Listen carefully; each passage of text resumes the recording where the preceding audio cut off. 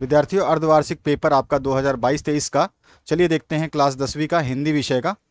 ये किसी जिले से किसी स्टूडेंट ने भेजा है सॉल्यूशन के लिए। आप भी अपना पीडीएफ जो है साफ साफ भेज सकते हैं, साफ होना चाहिए आपका पीडीएफ। तो यहाँ पर देखिए पहला क्वेश्चन जो है उसकी बात करते हैं हम।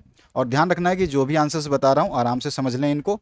और दूसरी बात ये है कि आप भी अपना पीडीएफ भेजना चाहें तो साफ साफ भेज सकते हैं। ये पीडीएफ साफ इतना था कि इसका सॉल्यूशन बनाया जा सके, इसीलिए इसका सॉल्यूशन बना दिया, अन्यथा इसका सॉल्यूशन नहीं बनाते। तो आप जब भी पीडीएफ अपना भेजें बिल्कुल साफ भेजें। और अगर आप साथ साथ में मेंशन कर देते हैं कि आप किस जिले से भेज रहे हैं तो आप जिला भी अपना मेंशन कर सकते हैं, जिला भी मेंशन कर सकते हैं। व्हाट्सएप नंबर नीचे डिस्प्ले हो रहा है, इस पर आप भेज सकते हैं। पीडीएफ फॉर्म में भेजना है आपको, पीडीएफ बना के आराम से उसको भेज दें। तो चलिए पहला क्वेश्चन जो इसमें पूछा गया है, राय कृष्ण दास कौन थे? तो ये गद्य गीतकार थे। तो यहाँ पे आपका जो ख ऑप्शन जो है करेक्ट हो जाएगा। और साथ ही साथ ये कहानीकार भी थे। तो यहाँ पर दोनों ऑप्शन है, आप जो है गद्य गीतकार भी बोल सकते हैं और कहानीकार भी बोल सकते हैं। इसके बाद जो नेक्स्ट क्वेश्चन है, धर्मयुग नामक पत्रिका के संपादक थे। तो धर्मयुग नामक पत्रिका के संपादक जो थे धर्मवीर भारती थे। तो यहाँ पर जो है आपका ग ऑप्शन करेक्ट हो जाएगा।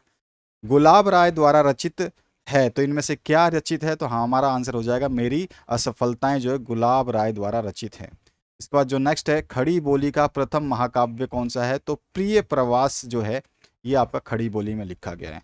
उसके बाद जो नेक्स्ट क्वेश्चन है, ममता पाठ गद्य की किस विद्या में है? तो ये कहानी की विद्या में है। तो यहाँ पे घ ऑप्शन जो है करेक्ट हो जाएगा। घनानंद कवि थे। तो घनानंद कौन से कवि थे? तो ये रीतिकाल के कवि थे।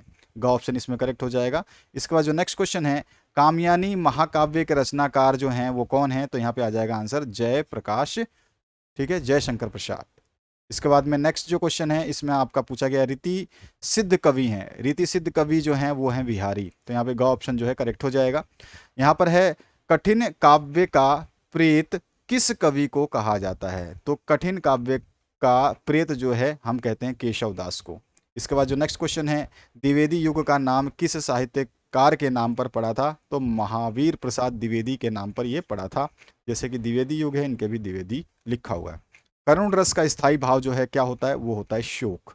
इसके बाद जो नेक्स्ट क्वेश्चन है, सोठा छंद के पहले एवं तीसरे तथा दूसरे एवं चौथे चरण में क्रमशः मात्राएं जो होती हैं वो कितनी होती हैं? तो यहाँ पे आंसर आ जाएगा 11 और 13। इसके बाद जो नेक्स्ट क्वेश्चन है इसमें पूछा गया है, पीपर पात सरीस मन डोला में अलंकार कौन सा है? तो इसमें देखिए आपका उपमा अलंकार है। और चौराहा में कौन सा समास है? तो यहाँ पे आंसर आ जाएगा जो है आपका द्विगु समास है। और मकान का तत्सम शब्द बताना है, जो संस्कृत से ज्यों के त्यों शब्द उठा करके हिंदी में शामिल कर दिए जाते हैं वो तत्सम शब्द कहलाते हैं, और वो है आपका भुवन। इसके बाद जो नेक्स्ट क्वेश्चन है, प्रत्येक शब्द में उपसर्ग है। तो प्रत्येक शब्द में उपसर्ग क्या है? तो इसमें है प्रति जो है उपसर्ग है। इसके बाद जो नेक्स्ट क्वेश्चन है, पंकज वारिज जलज शब्द किसके पर्यायवाची हैं? तो सभी को पता है ये कमल के पर्यायवाची हैं। नेक्स्ट क्वेश्चन है, अत्याचार में संधि है। तो अत्याचार में कौन सा संधि है? तो इसमें यण संधि है। इसके बाद में फले शब्द में विभक्ति एवं वचन कौन सा है? तो इसमें फले जो शब्द है इसमें आपके दो विभक्तियां आती हैं। एक तो आपका सप्तमी विभक्ति एक वचन में भी आता है फले शब्द, और आपका प्रथमा जो होता है और द्विवचन में भी आता है, ठीक है। तो प्रथमा विभक्ति में भी आता है जिसमें द्विवचन में फले लिखा जाता है, और सप्तमी विभक्ति में एक वचन में फले लिखा जाता है। बाकी ये दोनों गलत हैं तो इनमें नहीं आता है। नेक्स्ट जो पार्ट है, अपठत में लकार पुरुष एवं वचन है। तो अपठत में जो है लड लकार है और मध्यम पुरुष है, और आर साथ साथ में आपका बहुवचन है। तो यहाँ पे ख ऑप्शन करेक्ट हो जाएगा। इसके बाद जो आपका नेक्स्ट क्वेश्चन है, निम्नलिखित गद्यांश पर आधारित प्रश्नों के उत्तर दीजिए। तो यहाँ पर जो है गद्यांश दिया गया है, और इस गद्यांश के हिसाब से आपको अंडरलाइन वाली लाइन जो है इसमें आपको पहले तो संदर्भ लिखना है, रेखांकित अंश की व्याख्या कर देनी है, और मित्रता के लिए क्या वांछनीय नहीं है ये आपको बताना है। इसके बाद जो है इसके अथवा पार्ट में भी दिया गया है आपको गद्यांश एक, उसमें भी अंडरलाइन वाले जो है पहले तो संदर्भ लिखना है, फिर रेखांकित का आपको व्याख्या करना है, और झोपड़ी खोदवाने में के भय से कौन भयभीत था ये आपको बताना है। नेक्स्ट जो क्वेश्चन है इसमें आपको पद्यांशों में से किसी एक का संदर्भ व्याख्या करना है, तथा काव्य सौंदर्य भी आपको लिखना है। यहाँ पे दो हैं, आप दोनों में से कोई आपको एक करना है, किसी एक, ठीक है। इसके बाद जो 23वां नंबर क्वेश्चन है इसमें आप निम्नलिखित का संदर्भ सहित हिंदी में अनुवाद करिए। इसमें अथवा ऑप्शन है, तो पहला आपको ये है, या तो आप ये करें, या फिर दूसरा जो है श्लोक है, या तो आप ये करें। नेक्स्ट जो पार्ट है आपका इसमें पूछा गया है, अपनी पाठ्य पुस्तक से कंठस्थ किया हुआ कोई एक श्लोक लिखिए जो इस प्रश्न पत्र में ना आया हो, और ख पार्ट में निम्नलिखित में से किन्हीं 2 प्रश्नों के उत्तर संस्कृत में लिखने हैं आपको। यहाँ पे 4 प्रश्न है, आप देख पा रहे हैं, यहाँ पे 4 प्रश्न है, इसमें से कोई भी 2 आपसे पूछे गए हैं। निम्नलिखित में से किसी एक लेखक का जीवन परिचय रचनाएं लिखनी है। तो आपको मैंने बहुत सारे वीडियोस बनाए हैं इसके ऊपर कि जीवन परिचय किसका लिखा जाता है। आपके हाफ ईयरली पेपर जो लास्ट टाइम हुए थे उनको भी सॉल्व कराया था, जो आपके एग्जाम पेपर हुए थे उनको भी सॉल्व कराया था, तो उसमें विजय शंकर प्रसाद थे, आचार्य रामचंद्र शुक्ल थे, डॉक्टर राजेंद्र प्रसाद थे, सभी के बारे में मैंने उसमें बताया हुआ है। निम्नलिखित में से किसी एक कवि का जीवन परिचय एवं रचनाएं जो हैं आपको लिखनी है। इसके बाद आते हैं जो यहाँ पर देखिए कौन कौन है, तुलसीदास, रसखान और पंत, इन तीनों में से किसी एक का ही जीवन परिचय और उनकी रचनाएं लिखनी है। अगला जो प्रश्न है, किन्हीं 3 वाक्यों का संस्कृत में अनुवाद करना है। यहाँ पे 5 वाक्य दे रखे हैं, आप इन 5 वाक्य में से किसी का भी संस्कृत में अनुवाद कर सकते हैं। तो यहाँ पर जो है आपका पहला वाक्य ये है, दूसरा, तीसरा, चौथा और 5वां।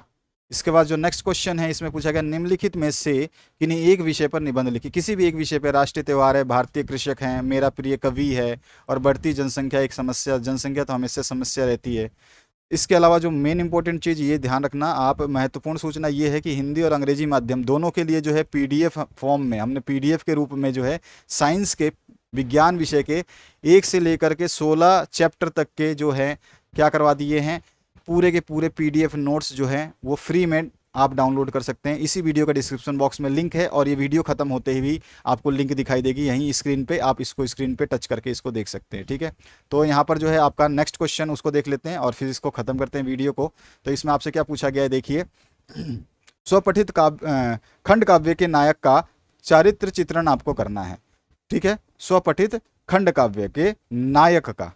उसके बाद अथवा में आप चाहें तो स्वपठित काव्य की कथा वस्तु संक्षेप में आपको लिखनी है। तो ये सब आपके ऊपर डिपेंड है, और जो महत्वपूर्ण सूचना थी इसको जरूर देख लें और अपने अपने पीडीएफ को डाउनलोड कर लें। लिंक हटाने से पहले पीडीएफ लिंक हटा दी जाएगी, इसलिए बता रहा हूँ बार बार, क्योंकि ये पीडीएफ लिंक जो डाली जाती है ये जगह घेरती है हमारे ड्राइव में, इसलिए इस पीडीएफ को हटा दिया जाएगा। उससे पहले जो है इसको आप डाउनलोड कर लें, उसके बाद इसको हटा देंगे। तो आपके पास समय बहुत कम है और इसको हटाने में ज़्यादा समय नहीं है, इसलिए आपसे रिक्वेस्ट कर रहा हूँ कि आप लोग ज़रूर डाउनलोड कर लें इन सब पीडीएफ को और शेयर करें इस वीडियो को ज़्यादा से ज़्यादा। आप भी अपना पीडीएफ भेज सकते हैं, जैसा मैंने बताया, बिल्कुल साफ साफ पीडीएफ बना करके व्हाट्सएप नंबर पे जो आप भेज सकते हैं, साफ होना चाहिए आपका पीडीएफ, ताकि हम उसके आंसर्स को बता सकें। Thank you very much, have a good day. Share करना बिल्कुल ना भूलें।